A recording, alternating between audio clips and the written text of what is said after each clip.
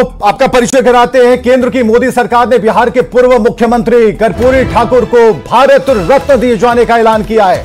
कर्पूरी ठाकुर की बुधवार को होने वाली 100वीं जन्म जयंती से पहले उन्हें मरणोपरांत भारत रत्न से सम्मानित किए जाने का ऐलान किया गया है। लोकसभा चुनाव से पहले केंद्र सरकार ने बहुत बड़ा ओबीसी कार्ड खेला है।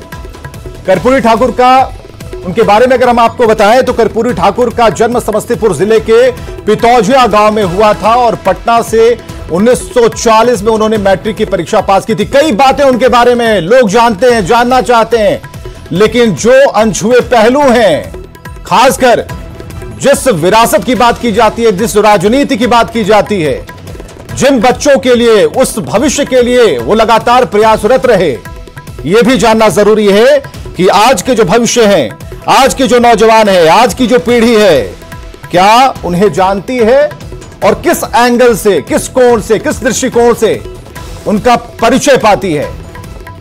अपने सभी मेहमानों के साथ जुड़े हुए हैं और हमारे साथ मौजूद हैं इस वक्त हमारे सीनियर एडिटर मनोज बनियाल जी भी, उनका भी स्वागत करते हैं इस वक्त। और इस पूरी खबर पर हम चर्चा भी करेंगे, लेकिन हम जरा पटना स्टूडियो की तरफ रुख करें उससे पहले एक जो बहुत अहम सवाल है, वो सवाल यह है उस परिचय के बारे में कि कर्पूरी ठाकुर को जो जानते हैं वो जानते हैं, कर्पूरी ठाकुर को जो मानते हैं मानते हैं, कर्पूरी ठाकुर की व्याख्या अलग अलग तरीके से करते हैं, कर्पूरी ठाकुर के स्कूल से पढ़कर आगे चलने की बात करते हैं, उनकी विरासत को लेकर चलने की बात करते हैं। फिर भाई सवाल यह है कि आज की जो पीढ़ी है उन्हें कैसे पता चलेगा कौन है कर्पूरी ठाकुर, कैसे हम उनसे इंट्रोड्यूस कराएं। मनोज जी, आपसे सवाल है और हम जानना चाहते हैं कि ये इंट्रोडक्शन वाली जो बात है ये जहन में है और लोग चाहते भी है कि इसे जान पाएं, कैसे जानेंगे? देखिए, कर्पूरी ठाकुर का जो योगदान है, और उसको बिहार ही नहीं आप कहें कि भारतीय राजनीति में बहुत बड़ा योगदान है। सबसे पहले और जो सबसे बड़ी बात है, हम लोग ये सब लोग जानते हैं कि ओबीसी को जो आरक्षण दिया गया था, सबसे पहले वो आरक्षण देने का जो काम था वो कर्पूरी ठाकुर ने किया था।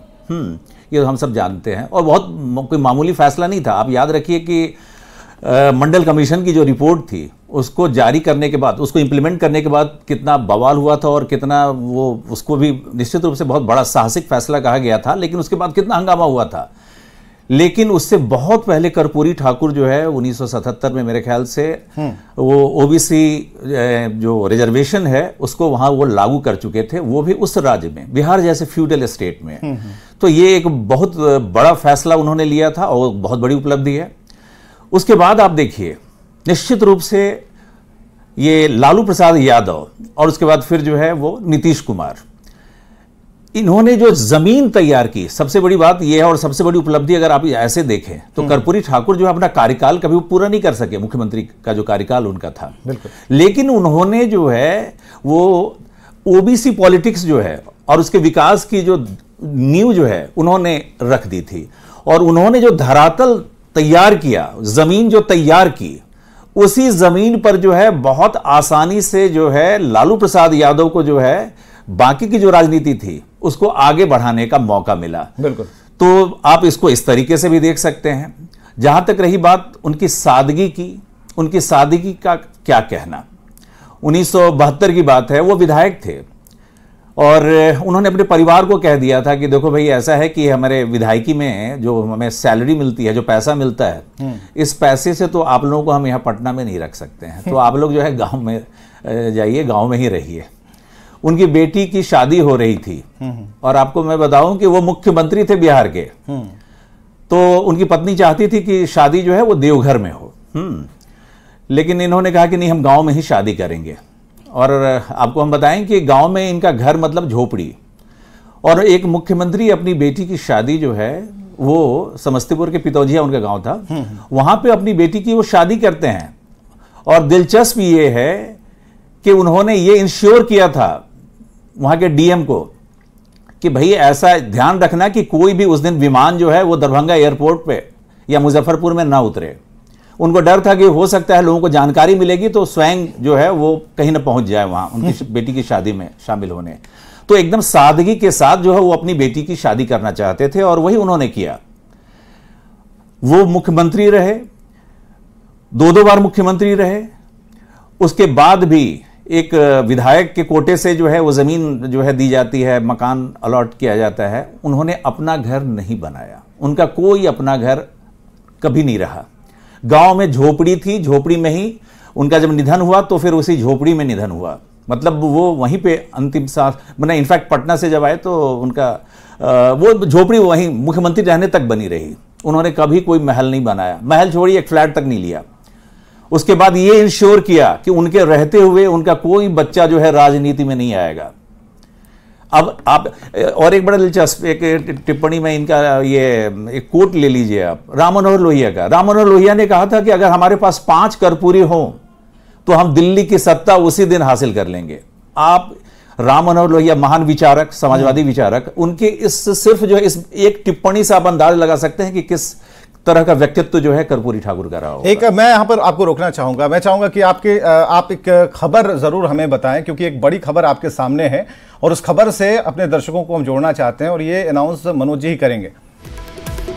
मुख्यमंत्री नीतीश कुमार ने प्रधानमंत्री नरेंद्र मोदी के इस फैसले का जोरदार स्वागत किया है और केंद्र सरकार को धन्यवाद कहा है। और मुख्यमंत्री ने अपने पोस्ट में क्या लिखा है यह भी जरा सुन लीजिए। महान समाजवादी नेता और बिहार के पूर्व मुख्यमंत्री स्वर्गीय कर्पूरी ठाकुर जी को देश के सर्वोच्च सम्मान भारत रत्न से सम्मानित करने से हार्दिक प्रसन्नता हुई है। मुख्यमंत्री ने कहा कि स्वर्गीय कर्पूरी ठाकुर जी को उनकी 100वीं जयंती पर दिया जाने वाला यह सर्वोच्च सम्मान दलितों, वंचितों, उपेक्षित तबकों के बीच सकारात्मक भाव पैदा करेगा। उन्होंने यह भी कहा कि वो हमेशा से कर्पूरी ठाकुर जी को भारत रत्न देने की मांग करते रहे और आज कर्पूरी ठाकुर जी को दिए जाने वाले सम्मान से उन्हें खुशी मिली है और जेडीयू की वर्षों पुरानी मांग पूरी हुई है। मनोज जी यहीं पर कनेक्ट करते हैं आपको। ये अब जो चीजें हैं कि हमारी मांग पर यह हुआ, लेकिन हमारे पैनल में डॉक्टर संजय कुमार भी बैठे हैं, राजनीतिक विश्लेषक। उन्होंने कहा कि भाई हम कई टेन्योर हमने देखे हैं, प्रधानमंत्री कई बने, लेकिन जिसने हिम्मत जुटाया उसका नाम, उसका श्रेय क्यों ना हो, इससे हम पीछे क्यों भाग रहे हैं। और अभी कुछ देर पहले मंत्री हमारे साथ जुड़े थे मदन सहनी, और उन्होंने कहा कि बुरी बुरी प्रशंसा उन्होंने की है। और इस बीच हम जरा आएंगे, इस पर डिबेट करेंगे, बातचीत करेंगे। सुशील मोदी कुछ कह रहे हैं। काम किया कर्पूरी जी ने 3% का आरक्षण सभी वर्गों की महिलाओं के लिए दिया था। नरेंद्र मोदी जो इसी परंपरा को आगे बढ़ाते हुए 33% के आरक्षण का संविधान संशोधन विधेयक पारित कराया। इसलिए मैं फिर से एक बार देश के प्रधानमंत्री को धन्यवाद देना चाहता हूं कि 36% बिहार की जो अति पिछड़ों की आबादी है, जो गरीबों की आवाज है, उसको सम्मानित करने का काम किया है। और इसलिए लालू यादव, नीतीश कुमार और कांग्रेस की जिनकी गोद में आज वो बैठे हुए हैं, कर्पूरी जी पूरी जिंदगी कांग्रेस के खिलाफ लड़ते रहे और आज उनके अपने आप को अनुयायी करने वाले लालू, नीतीश कांग्रेस की गोद में जाकर बैठे हैं। तो पुनः एक बार देश के प्रधानमंत्री को, स्वर्गीय कर्पूरी ठाकुर जी को भारत रत्न का सर्वोच्च सम्मान देने के लिए मैं धन्यवाद देता हूं, बधाई देता हूं। चलिए मनोज जी, एक सवाल तो है, हम मिठाई खा लें जिसने दिया, या फिर उसका भाव क्या है मिठाई देने का, इसे अभी परखने में समय गंवा दें? देखिए भाई, इलेक्शन का समय बहुत करीब है और ये सभी बड़े बड़े पॉलिटिशियन हैं, राजनीतिज्ञ हैं, तो राजनीतिक फ़ायदा तो लेंगे ही, लेने की कोशिश करेंगे, इसमें कोई बुरी बात नहीं है। और सब लोग कोशिश करेंगे कि वो श्रेय लें। तो ये भी सच है कि आरजेडी शुरू से मांग करती रही है कि भाई कर्पूरी ठाकुर को भारत रत्न दिया जाए, जेडीयू भी मांग करती रही है। और ये ध्यान रखिए ये प्रधानमंत्री नरेंद्र मोदी अगर आप बहुत सूक्ष्म विश्लेषण करें तो आप एक वक्त अब ये आएगा जब लोग स्वीकार कर लेंगे कि भाई ठीक है, हिंदू हृदय सम्राट की तो बात होती ही थी, लेकिन अगर इस देश में कोई ओबीसी का जो सबसे बड़ा नेता अगर कोई है तो वो है नरेंद्र मोदी। वो तो सबके बड़े नेता हैं, हर वर्ग में है, हर जाति में, अभी निश्चित रूप से आपने देख ही लिया है।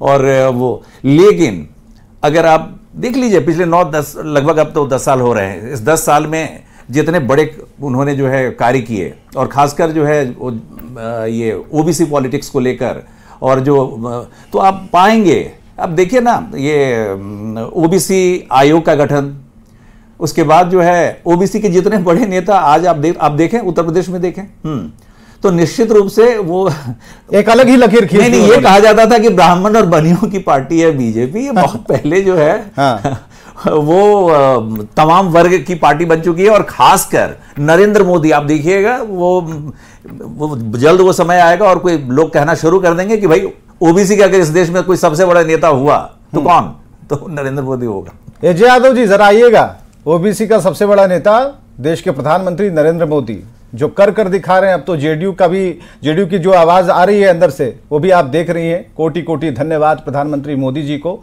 ये पूरे बिहार को सम्मान दिया, किसी एक नाम की बात हम नहीं कर रहे हैं, पूरे बिहार को सम्मान है। और यहां पर जितने लोग हम लोग बैठे हैं सब बिहारी हैं, तो ऐसे में हमारा भी मस्तक ऊंचा हुआ है। अजय यादव जी ठोक कर कहिए, दावे के साथ कहिए और जश्न के माहौल में कहिए और मन से दिल से कहिए कि यहां पर जो प्रधानमंत्री नरेंद्र मोदी ने जो फैसला लिया, जो सम्मान दिया, दम कहिए कि नहीं बहुत बहुत शुक्रिया, बहुत बहुत धन्यवाद।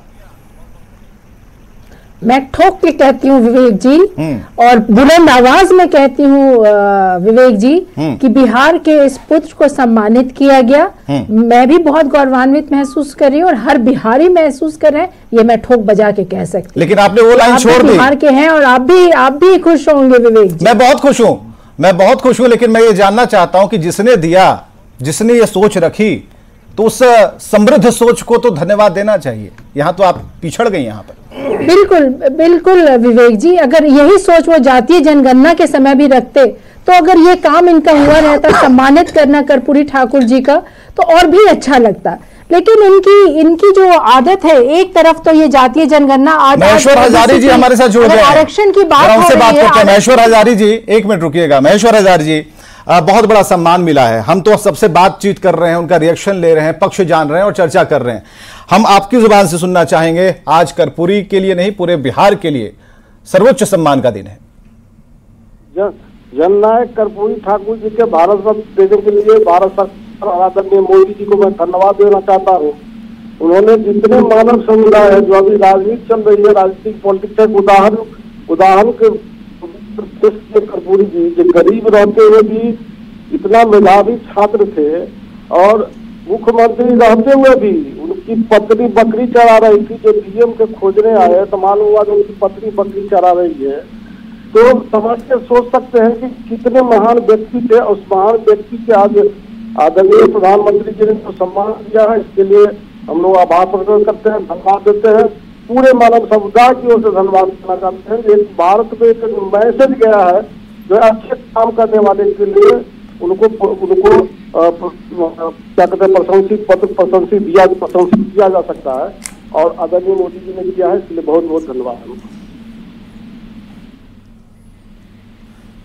हेलो, और चलिए बहुत बहुत शुक्रिया हमसे बातचीत करने के लिए। नित्यानंद राय ने भी अपनी प्रतिक्रिया दी है, उसे भी हम आपके सामने रख रहे हैं।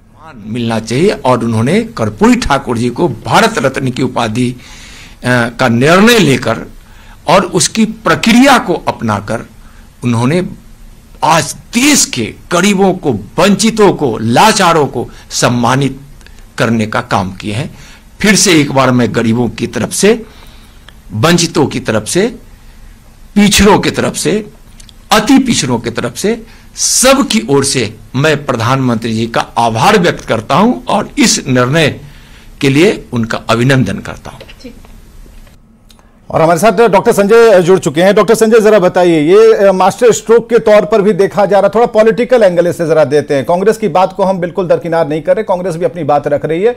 उनका यह कहना है कि यहां पर इस टाइमिंग को लेकर उन्होंने सवाल किए और ये दिमाग में कहीं ना कहीं ये बात खटक रही है। डॉक्टर संजय,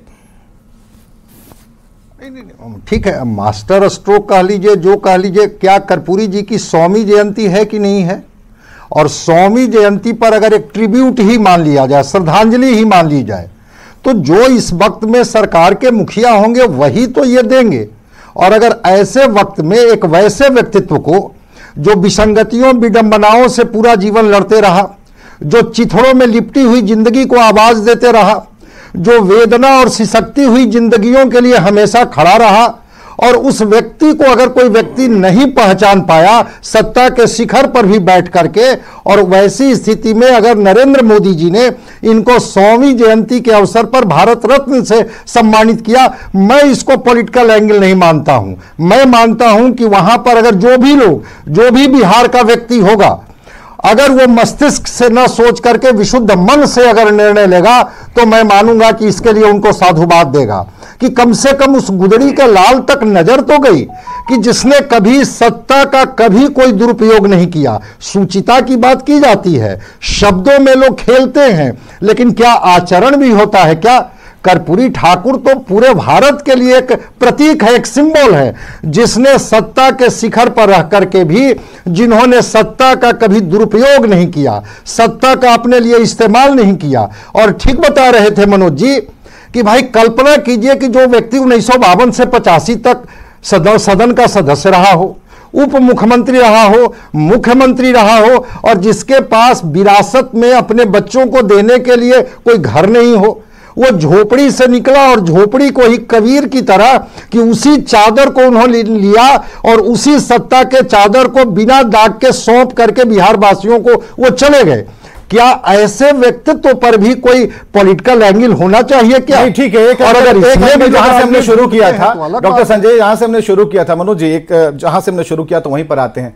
कनेक्ट करने की बात है, आज के युवाओं को कर्पूरी से कैसे कनेक्ट करेंगे? बिल्कुल हमारे पास समय कम है, लेकिन हम चाहेंगे कि इस कनेक्शन को कैसे और ज्यादा बनाएं। एक तो है कि अपनी इच्छा है उन्हें जानने की, और एक है कि हम बताएं कि भाई कर्पूरी कौन थे। हालांकि कल तो सब लोग पढ़ना शुरू कर देंगे कर्पूरी को फिर से, जो नया जनरेशन है। आप कैसे देख रहे हैं? सबसे बड़ा जो फैसला है, ये तो सबसे रेलिवेंट फैसला है ना, उनकी जन्मशती से पहले प्रधानमंत्री ने ऐलान कर दिया। अब इस बहाने तो देखिए, अब सर्च करिएगा गूगल में, लोग सर्च करना लोगों ने शुरू कर दिया होगा। और जो नई पीढ़ी है उसको तो निश्चित रूप से जानना चाहिए। आज जो कुछ आप बदलाव देख रहे हैं देश में, समाज में जो बदलाव देख रहे हैं, ये एक दिन सिर्फ जो है एक कोई कागजी फैसला ले लेने से तो होता नहीं है। बिल्कुल। हाँ, इसकी शुरुआत तो इसमें वर्षों लग जाते हैं, और इसकी शुरुआत तो निश्चित रूप से कर्पूरी ठाकुर ने 70 के दशक से शुरू कर दी थी। तो निश्चित रूप से अब लोग जानेंगे, और ये फैसला उसी दिशा में लिया गया फैसला है प्रधानमंत्री। बिल्कुल। जरा पटाखों की आवाज जरा सुनाइए, क्योंकि बीजेपी कार्यालय के ठीक बाहर ये देखिए पटाखे चलाए जा रहे हैं, और वहां पर सम्राट चौधरी भी मौजूद हैं। एक जश्न मन रहा है। अब ऐसे पटाखे जब राम प्रतिष्ठित हुए थे तब ऐसे पटाखे जलाए गए, और आज चलिए बहुत बहुत शुक्रिया सभी का। आप भी जश्न मनाइए, क्योंकि बिहार से जुड़े सभी लोगों के लिए सम्मान का विषय है, और इस दिन को याद रखने के लिए आप उन्हें जरा पढ़िए, समझिए। हाँ जी, थोड़ा सा एक खुशी, मैं व्यक्तिगत खुशी का भी इजहार करता हूं। हाँ, बिल्कुल। मुझे इसलिए और भी अच्छा लग रहा है कि मैं खुद भी समस्तीपुर का रहने वाला हूं, तो उस लिहाज से हमारे मैंने शहर का, हमारे मैंने गांव के आसपास का नेता भारत रत्न अगर बन गया हो, तो ये तो व्यक्तिगत रूप से मुझे भी बहुत ज्यादा खुशी हो रही है कि भाई मैं। चलिए इस कार्यक्रम के खत्म होने के बाद मनोज जी मिठाई खिलाएंगे। बहुत बहुत शुक्रिया आप सभी का आने के लिए। इस डिबेट कहिए, चर्चा कहिए, और हम लोग आज बहुत खुश हैं क्योंकि बिहार को